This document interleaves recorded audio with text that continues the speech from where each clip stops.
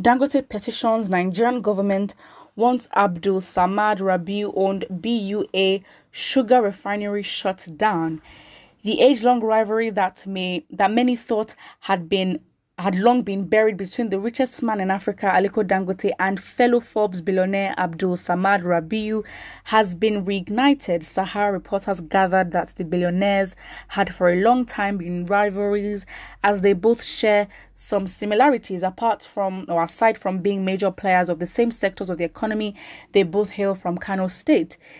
It is of common knowledge that the wealthy Nigerians were not only fierce rivals in the Nigerian business environment, but were also embroiled in a bitter conflict of interest that made their relationship a topic of discussion amongst Nigeria at large.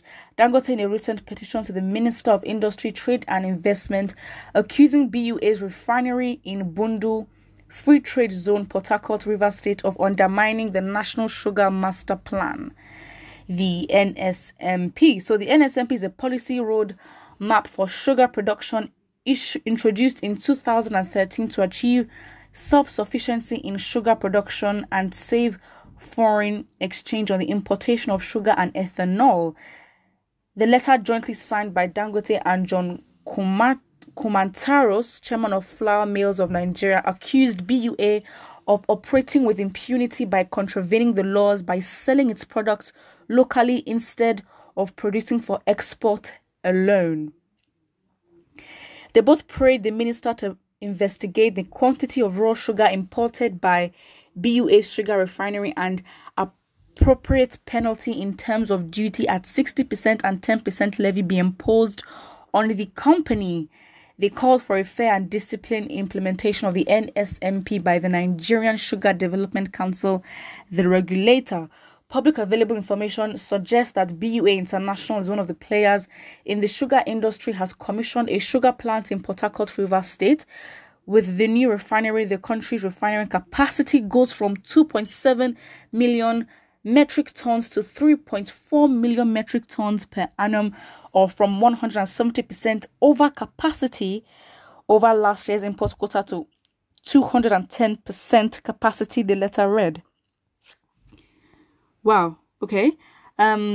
This investment in the Port Harcourt refinery was clearly done with the intention to undermine the NSMP. We are particularly surprised by the brazenness, as we believe that the choice of location and publicity campaign behind the investment has been deliberately engineered to provoke public sentiment and put the Federal Republic of Nigeria against its people. This is so far-fetched.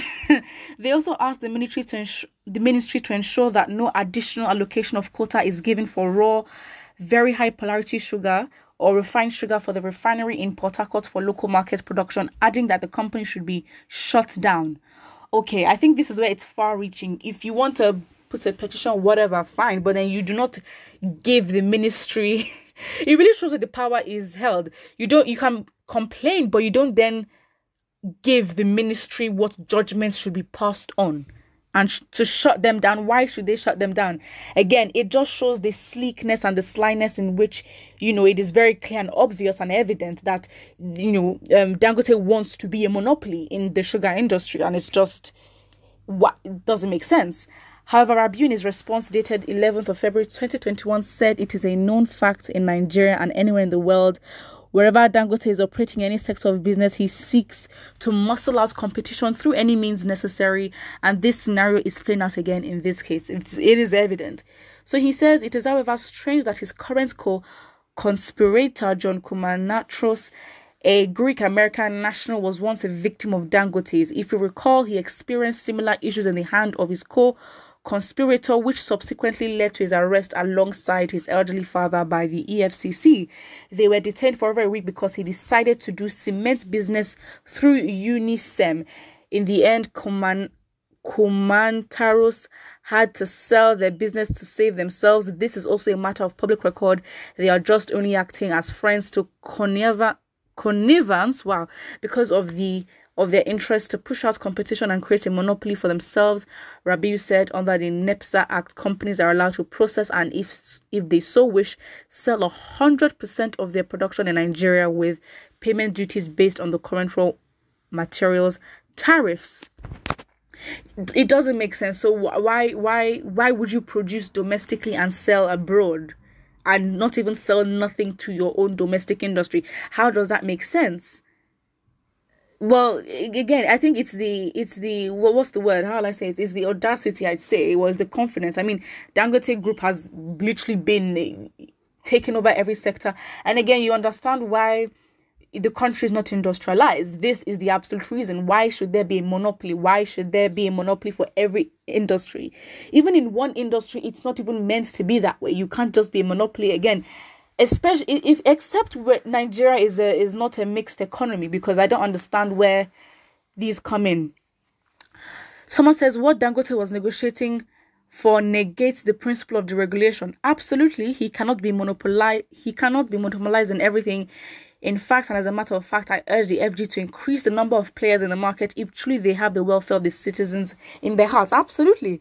All Dangote regards as wealth today are the sweat of you and I, and the posterity will judge him accordingly.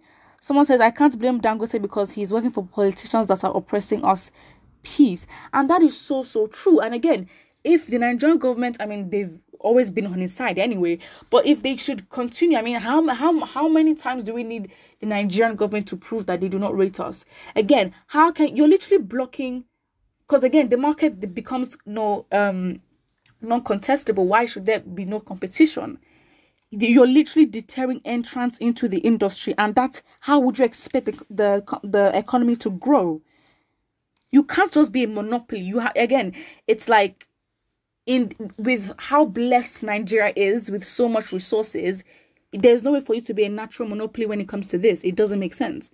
Someone says the issue of Dangote didn't start from Buhari's regime. It started from the OBJ regime. He's the person that crowned Dangote and issued him the license and denied Ibeto license, and you still cannot believe that the dove will not fly. Dangote is the world's greediest person on black race, while OBJ is the author and finisher or the author and finisher of wickedness of masses in Nigeria. I come in peace. It is the absolute audacity, and again, this is why the country cannot move forward. How would you?